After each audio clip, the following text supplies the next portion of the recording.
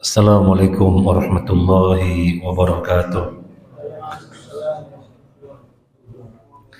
Bismillahirrahmanirrahim. Alhamdulillahi rabbil alamin. Wa bihi nasta'inu ala umuri dunya waddin. Wassalatu wassalamu ala asyrafil anbiya'i wal mursalin wa ala alihi wa ashabihi ajma'in. Wala haula wala quwata illa billahil aliyyil azim. Amma ba'd. Para jamaah rahimana rahimakumullah. Alhamdulillah, setelah terhenti sementara untuk momen Ramadan dan Idul Fitri, pada malam hari ini dengan izin Allah, dengan perkenannya, dengan taufiknya, kita kembali berkesempatan dan berkemampuan untuk sama-sama tadabbur Al-Quran. Baik, surat Yunus ayat 74. A'udzu billahi minasy syaithanir rajim. ثم بعثنا من بعده رسلا إلى قومهم فجاءوهم بالبينات فما كانوا ليؤمنوا بما كذبوا به من قبل كذلك نطبع على قلوب المعتدين. Kemudian setelahnya Nuh, kami utus beberapa rasul kepada kaum mereka masing-masing. Maka rasul-rasul itu datang kepada mereka dengan membawa keterangan yang jelas. Tetapi mereka tidak mau beriman karena mereka dahulu telah biasa mendustakannya. Demikianlah kami mengunci hati orang-orang yang melampaui batas. Kita terjemah lafziyah dulu. Summa, kemudian, ba'athna, kami mengutus, mim ba'dihi, setelahnya. Setelah siapa? Setelah Nabi Nuh. Kemudian kami mengutus setelah Nabi Nuh siapa? Rusulan, rasul-rasul. Ila qaumihim, kepada kaum mereka. Faja'uhum, maka mereka pun datang kepada mereka, kaumnya masing-masing, bil bayyinati, dengan keterangan-keterangan yang jelas. Fama kanu liyu'minu, tetapi mereka tidak beriman. Kenapa tidak beriman? Bima kadzabu bihi min qabl, karena apa? Yang mereka telah mendustakan dari sebelumnya. Kadzalika, demikianlah, natba'u, kami menstempel, kami mengunci, menstempel, ala qulubil mu'tadin, hati-hatinya orang yang melampaui batas. Itu terjemah lafziyah. Kita bacakan dulu dari tafsir Ibnu Katsir. Yaqulu ta'ala, "Tsumma ba'atsna min ba'di Nuhin rusulan ila qaumihim." Kemudian setelah Allah mengutus Nuh alaihissalam, Allah mengutus rasul-rasul yang banyak kepada kaumnya masing-masing.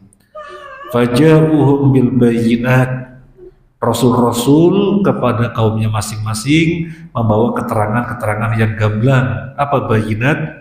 Al-hujjaj wal adillah wal barahin ala sidqi ma ja'uhum bihi, yaitu hujjah-hujjah, dalil-dalil, bukti-bukti atas benarnya yang dibawa oleh para rasul itu.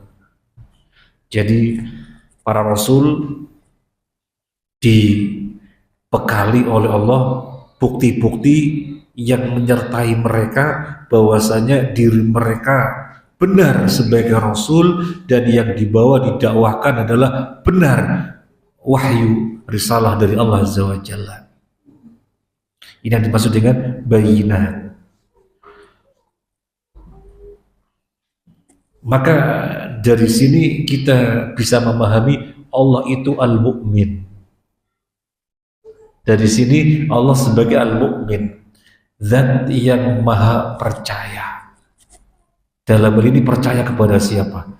Percaya kepada Rasul, bahwasanya dia benar dan yang dibawa adalah kebenaran, maka Allah sertakan pada Rasul bukti-bukti yang menunjukkan semuanya itu. Karena Allah percaya, Allah mukmin. Biar lebih mudah kita mengambil gambaran begini. Seorang direktur perusahaan mengutus utusan untuk kunjungan ke perusahaan yang lain. Maka seorang direktur ini sebagai bentuk kepercayaannya kepada dia apa? Dibarengkan bersamanya berkas-berkas bahwasanya dia benar utusannya dan apa yang dibawa, yang ditugaskannya adalah benar dari perusahaannya. Karena dia percaya, maka segalanya dibawakan disertakan bersamanya. Nah, demikian juga Allah sebagai mukmin atas para rasul, sehingga zat yang maha mempercayai para rasul ini menyertakan bersama mereka hujah-hujah, dalil-dalil, bukti-bukti yang menunjukkan kebenaran mereka dan menunjukkan kebenaran apa yang mereka bawa. Allah sebagai Al-Mu'min, dan itu salah satu nama Allah, Al-Mu'min. Maksudnya demikian. Nah, kemudian di sini dalam tafsir Ibnu Katsir di kelanjutannya, kenapa para kaum tersebut tidak beriman? Rasul-rasul datang dengan bayinat, Rasul-rasul datang dengan keterangan-keterangan yang gamblang, dalil-dalil, bukti-bukti, hujah-hujah. Kenapa enggak beriman? Allah informasikan di dalam ayat ini, "Fama kanu liyu'minu bima kadzabu bihi min qabl." Mereka tidak bisa mengimaninya karena apa yang telah mereka mendustakan sebelumnya. Fama kanatil umam litu'mina bima ja'atu bihi rusuluhum bisababi takdzibihim iyahum awwala ma ursilu ilaihim, yang menjadikan mereka tidak bisa beriman kepada Rasul dan apa yang dibawa oleh Rasul adalah karena mereka telah mendustakannya dari awal. Dari awal sudah mendustakan, maka datang kebenaran yang berikutnya nggak bisa mengimaninya. Kenapa? Gara-gara sudah mendustakannya dari awal. Gara-gara sudah mendustakannya dari awal.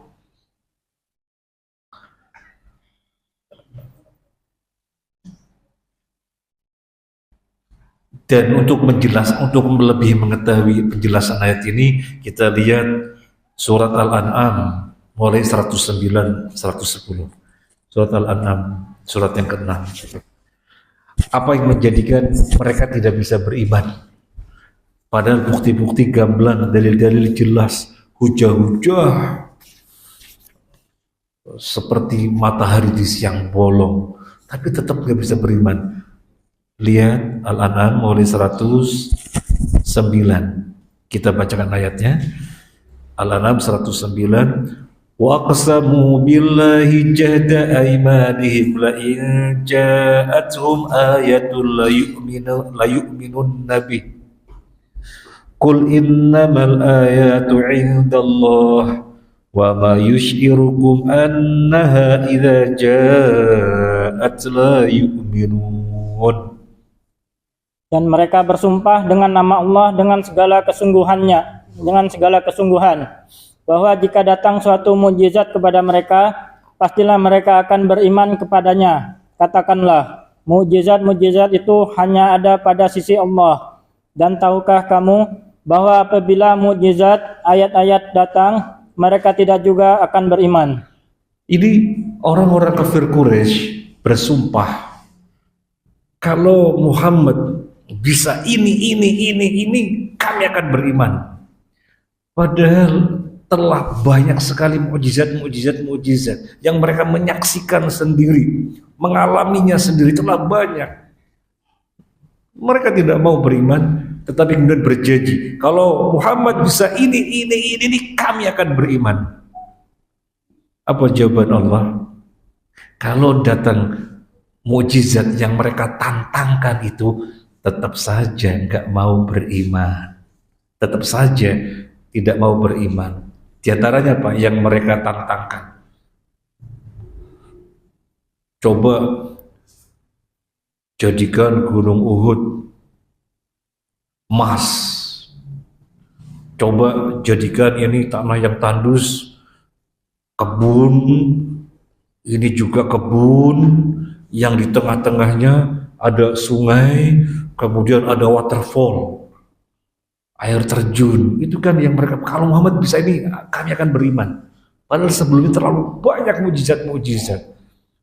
Nabi membelah bulan jadi dua, kemudian dari jari jemarinya keluar air yang para sahabat memanfaatkannya. Makanan satu baskom kemudian bisa dimakan oleh puluhan orang. Makanan satu panci cukup untuk 1000 orang dan tidak berkurang. Di dalam peristiwa Khandaq, garis parit pada perang Khandaq, terlalu banyak mukjizat. Tapi kemudian mereka menantang, kalau Muhammad bisa ini, kami akan beriman. Apa kata Allah? Seandainya yang mereka tantangkan kami wujudkan, tetap saja tidak beriman. Ayat yang berikutnya 110-nya Allah berfirman, ayat 110-nya Allah berfirman, wa nuqallibu afidatahum wa absarahum kama lam yu'minu bi awwala marrah. Silakan. Dan begitu pula kami memalingkan hati dan penglihatan mereka seperti pertama kali mereka tidak beriman kepadanya. Kami telah balikkan hati mereka, kami telah balikkan penglihatan mereka, sehingga hak gak bisa hinggap di hatinya, hak tidak bisa dilihat oleh matanya. Kama lam yu'minu bihi awwala marrah, sebagaimana mereka tidak beriman dari awalnya. Ini yang digarisbawahi. Jadi ini hukuman dari Allah. Hukuman dari Allah di mana mereka dari awal bersikap reject, dari awal bersikap menolak, maka balasannya juga demikian. Hatinya tidak bisa dihinggapi hak dan matanya tidak bisa melihat kebenaran. Jadi ini yang menjadikan mereka tidak bisa beriman, meskipun mukjizat, keterangan-keterangan yang menunjukkan kebenaran banyak sekali dan tidak bisa ditolak, kecuali pasti diimani itu adalah kebenaran, tapi tidak bisa mengambilnya. Tetap mengambil posisi berseberangan dengan Nabi karena ulah mereka. Allah hukum dibalikannya hati sebagaimana dari awalnya tidak beriman. Makanya pernah kita sampaikan di sini tentang ayat ini, Syekh Muhammad bin Abdul Aziz Al-Khudairi hafizahullah mengatakan kita mengambil ibrah. Kalau ada proyek-proyek kebaikan, proyek-proyek akhirat, jangan kedepankan sikap reject. Misalnya, woi ada proyek akhirat senilai 11 miliar, ayo iuran. Kemudian ada seseorang yang merasa, ya penghasilan saya sehari berapa, ini proyek kok miliaran, gak mungkin saya andil. Ini namanya dari awal reject, gak boleh. Tetapi bismillah, semoga bisa. Setiap proyek-proyek kebaikan jangan direspon dengan reject dari awal, tapi direspon dengan baik, dengan taufikmu, berilah kami kekuatan, harus begitu. Ini ibrah dari Syekh Muhammad bin Abdul Aziz Al-Khudairi. Misalnya capek sekali, letih sekali secara kondisi, apa bisa bangun sholat tahajud seperti biasanya? Karena sehari-hari tidak letih dan capek seperti itu. Tapi tapi ketika itu capek sekali, nggak mungkin bisa tahajud. Jangan. Jadi jangan merespon dengan reject, tapi dengan kekuatan. Ya Allah, ini secara kondisi memang berat untuk bangun.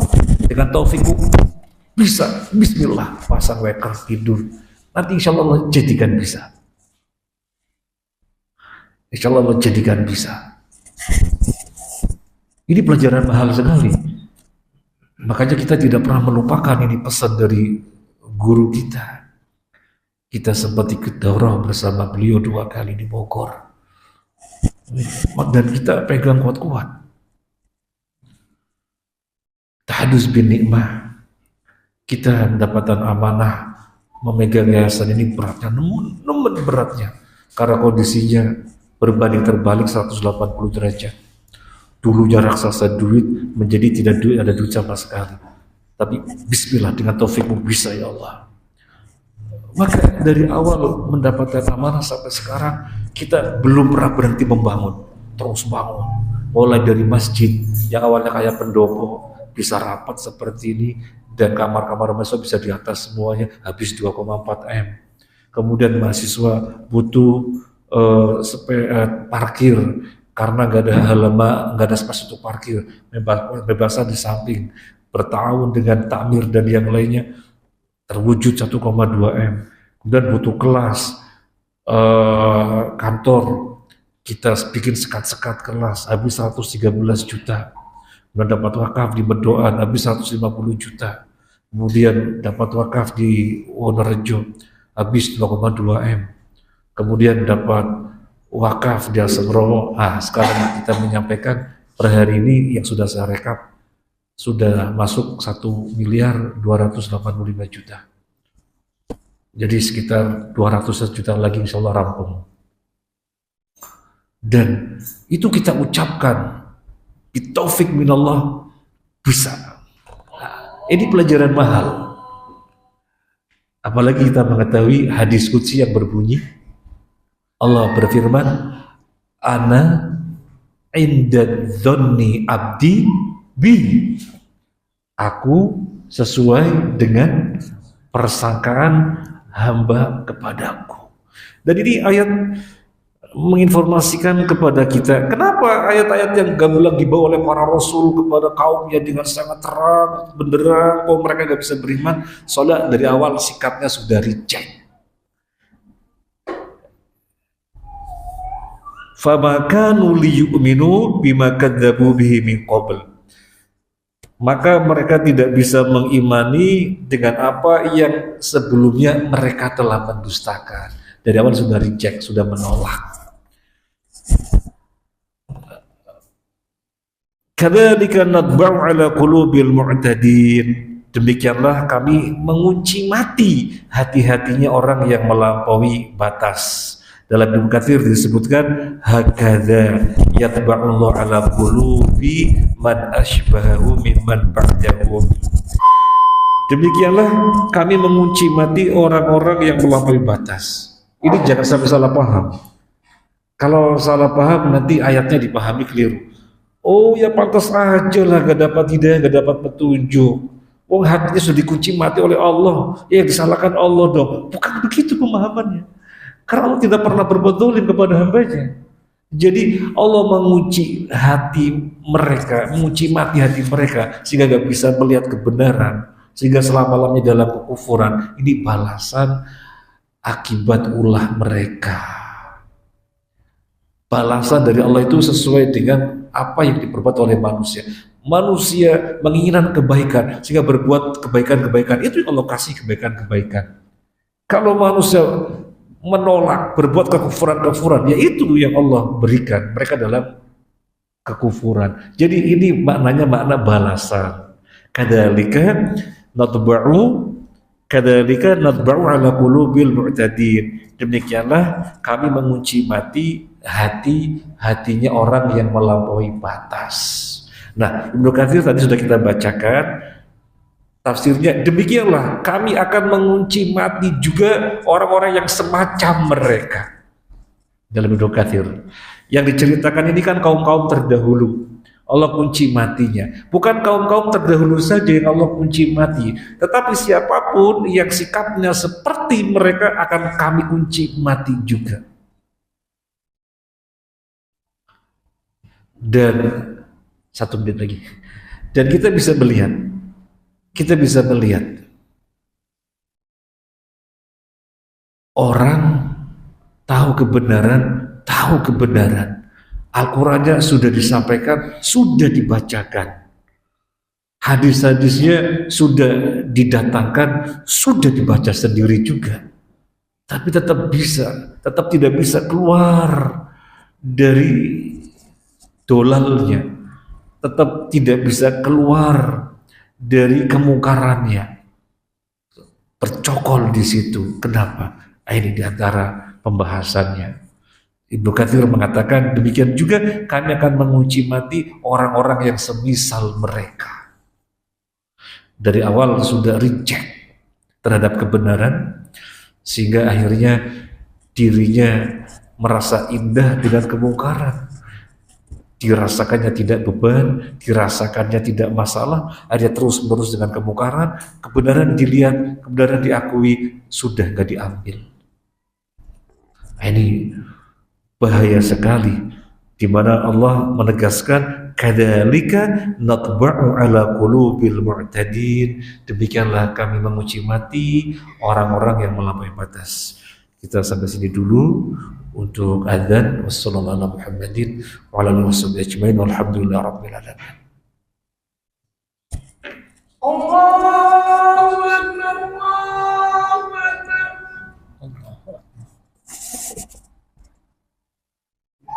Allahu akbar, Allahu akbar.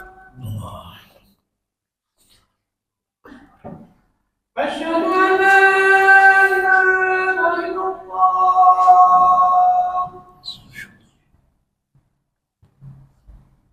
Asyhadu an la ilaha illallah. Asyhadu anna Muhammadar Rasulullah.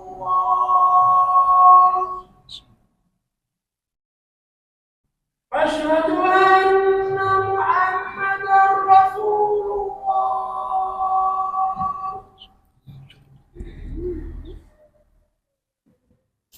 Hayya 'alas salah.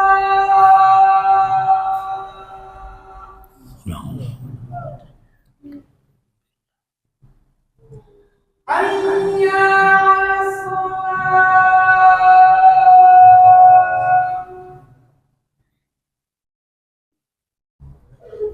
Hayya 'alal falah.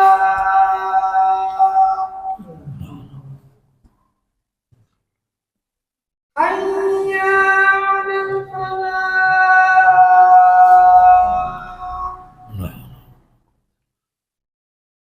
Allahu akbar, Allahu akbar. La ilaha illallah.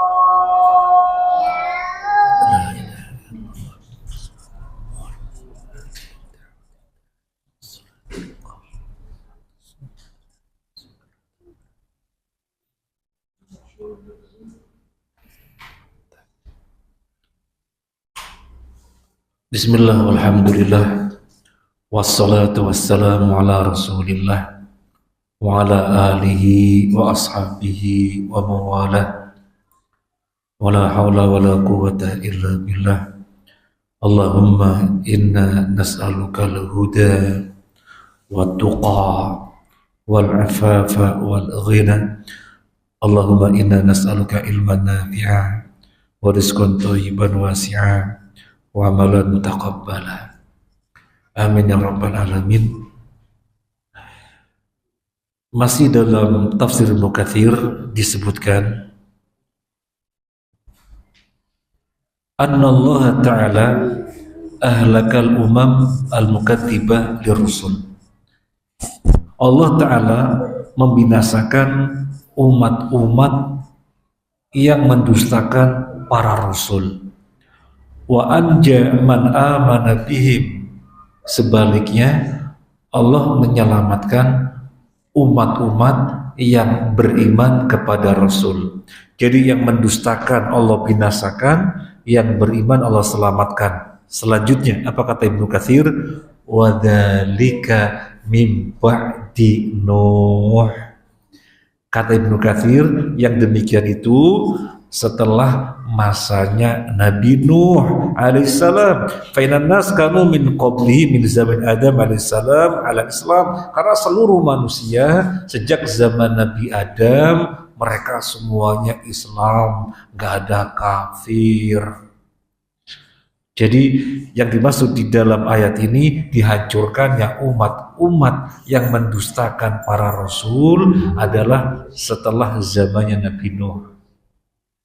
Makanya kan ayatnya tsumma ba'atsna mim ba'dihi, dan kami utus setelahnya, setelah Nabi Nuh, rasul-rasul. Di sini ada yang mau diinformasikan kejadian itu dibinasakannya rasul-rasul adalah setelah zamannya Nabi Nuh, karena sejak zaman Nabi Adam sampai kemudian diutusnya Nabi Nuh semua orang itu Islam, gak ada yang tidak Islam. Baru ada orang kafir di zamannya Nabi Nuh, sehingga Allah utus Nabi Nuh ketika muncul kekufuran. Nah, lebih lanjut Ibnu Katsir mengatakan, ila an ahdatsan nasu ubadatul asnam. Ila an ahdatsan nasu ubadatul asnam.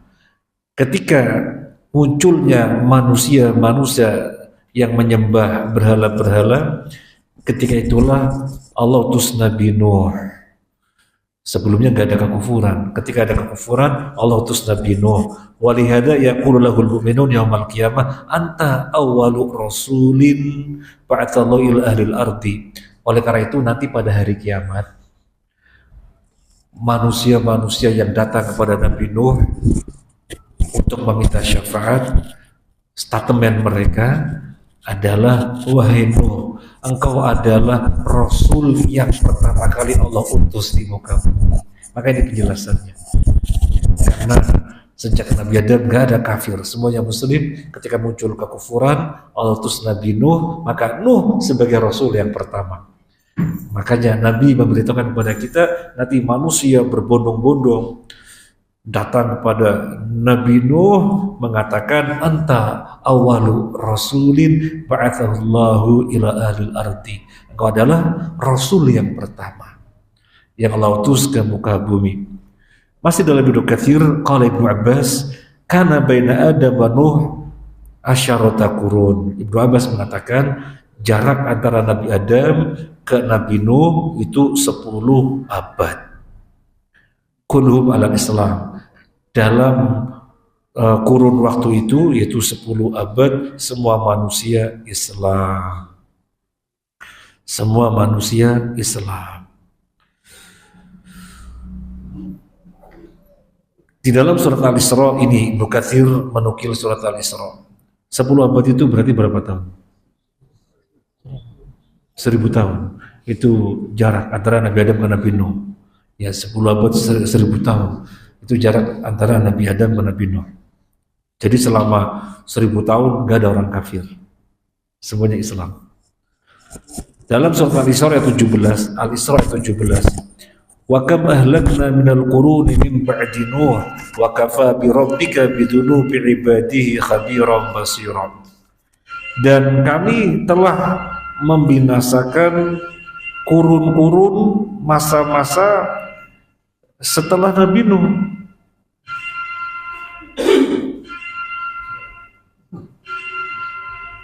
Protes ya.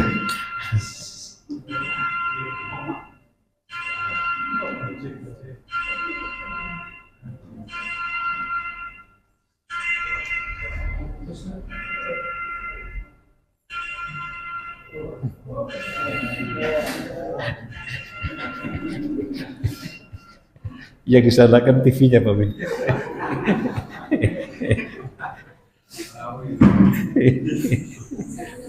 Ya baik.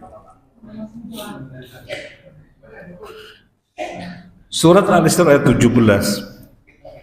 Dan betapa banyak kami binasakan zaman-zaman setelah Nabi Nuh. Wa kafa bi rabbika bidzunubi ibadi khabiran basira, dan cukuplah dengan Tuhanmu, dia mengetahui dosa-dosa para hambanya. Dia itu khabir, dia itu basir. Allah itu khabir, maha mengetahui. Allah itu basir, maha mengetahui. Sehingga ketika Allah binasakan mereka, ya bukan Allah zalim, karena Allah khabir basir bagaimana kemungkaran mereka. Dan itu terjadi setelah zamannya Nabi Nuh. Sejak zaman Nabi Adam sampai datangnya Nabi Nuh, gak ada penghancuran umat. Gak ada penghancuran umat. Bahkan sudah kita bahas pada pertemuan yang lalu, penghancuran umat di zaman Nabi Nuh itu sampai gak ada manusia sama sekali. Manusia yang ada yang hanya di kapal bersama Nabi Nuh. Jadi kita semuanya ini keturunan orang-orang yang ada di kapal. Entah yang mana gitu ya. Orang Indonesia mungkin yang mana. Kemudian orang Arab yang mana. Yang jelas orang-orang yang ada di kapal. Yang jumlahnya puluhan. Nah, kemudian lebih lanjut Ibnu Katsir, mungkin kita bahas sedikit apa bedanya khabir sama basir. Allah berfirman, betapa banyak kami binasakan kaum-kaum setelah zamannya Nabi Nuh. Allah itu khabir basir. Apa bedanya khabir basir? Kalau diterjemahkan, khabir maha mengetahui, basir juga maha mengetahui. Bedanya apa? Khabir maknanya lebih dalam dari basir. Lebih mudahnya begini, jamaah haji jumlahnya berapa? Jumlahnya misalnya 3.000 dari negara mana saja. Ini. Yang laki-laki berapa, yang perempuan berapa, yang laki sekian, yang perempuan sekian. Itu basir. Tapi kalau lebih dalam dari itu, masing-masing terbersit hatinya apa datang ke sana. Kemudian setiap hari ketika berangkat ke Masjidil Haram, kemudian ketika berangkat untuk wukuf, apa yang terbersit dalam hati mereka. Itu sudah lebih dalam lagi, khabir. Jadi khabir itu lebih dalam. Bagaimana masing-masing tingkat keimanan mereka, bagaimana ketauhidan mereka masing-masing. Itu lebih dalam lagi, khabir. Nah, di sini di dalam satu ayat Allah menyebutkan khabir basir. Artinya Allah membinasakan mereka tidak mungkin dari kedzaliman, tidak mungkin karena kedzaliman. Karena Allah tahu sedetail-detailnya bagaimana perbuatan mereka, maka Allah menghukum sesuai dengan apa yang mereka perbuat. Allah jauh dari sifat, Allah jauh dari menzalimi hambanya. Kemudian di dalam Ibnu Katsir yang berikutnya, wa fi hadza indarun azimun li musyrikil arab alladzina kadzabu bi sayyidir rusul wa khatamil anbiya wal mursalin fa innahu idza kana qad asaba man kadzaba bi tilka rusul ma dzakarallahu ta'ala min al-iqab wa nikal famadza dhanna haula'i wa qad irtakabu akbar min ulaika. Kata Ibnu Katsir, ayat ini peringatan keras bagi orang-orang musyrik Arab yang sedang berhadapan dengan Nabi Muhammad SAW. Kalian orang-orang musyrik Arab, khususnya Mekah, karena ini kan ayat Makkiyah, khususnya Mekah. Ini loh orang-orang sebelum kalian dihancurkan, dibinasakan karena mendustakan nabi-nabinya. Maka tidak mustahil kalian juga dibinasakan. Tidak mustahil kalian juga akan Allah binasakan kalau kalian seperti mereka terhadap Nabi kalian, itu Nabi Muhammad Sallallahu Alaihi Wasallam. Jadi ini namanya